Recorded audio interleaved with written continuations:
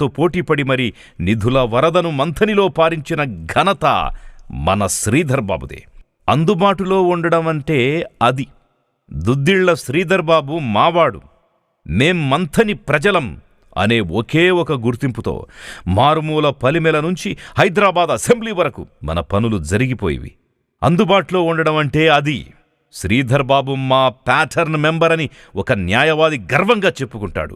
నేను శ్రీధర్ బాబు నియోజకవర్గంలో పనిచేస్తున్నానని ఒక ఉద్యోగి గర్వంగా చెప్పుకునేవాడు. శ్రీధర్ బాబు మా ఎమ్మెల్యే అని ఒక సామాన్యుడు గర్వంగా చెప్పుకునేవాడు. తెలుగు జిల్లాల్లో మంథని గురించి తెలియని వాళ్లుంటారేమో గాని దుద్దిళ్ల శ్రీధర్ బాబు నియోజకవర్గమంటే గుర్తుపట్టని వాళ్లుండరు.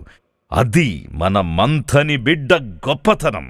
మంథని కీర్తి ప్రతిష్టలు మళ్లీ తెలంగాణలో రెపరెపలాడాలంటే మహాలక్ష్మి, రైతు భరోసా, గృహజ్యోతి, ఇందిరమ్మ ఇండ్లు, యువ వికాసం, చేయూత, 600 అక్షరాలా నెరవేర్చే ఈ 6 పథకాలతో హస్తాన్ని గెలిపించమని మన బిడ్డ దుద్దిళ్ల శ్రీధర్ బాబు మీ ముందుకొస్తున్నాడు. అభివృద్ధికి ఓటేద్దాం, మరోసారి మన శ్రీధర్ బాబు గారిని అసెంబ్లీకి పంపిద్దాం, మన ఆశలు ఆశయం నెరవేర్చుకుందాం.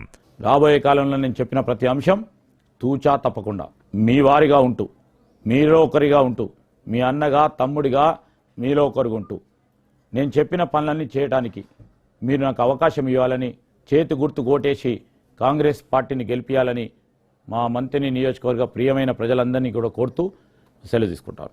జై శ్రీధర్ బాబు, జై జై కాంగ్రెస్, జై సోనియమ్మ, జై రాహుల్ గాంధీ. హస్తం గుర్తుకే మన ఓటు.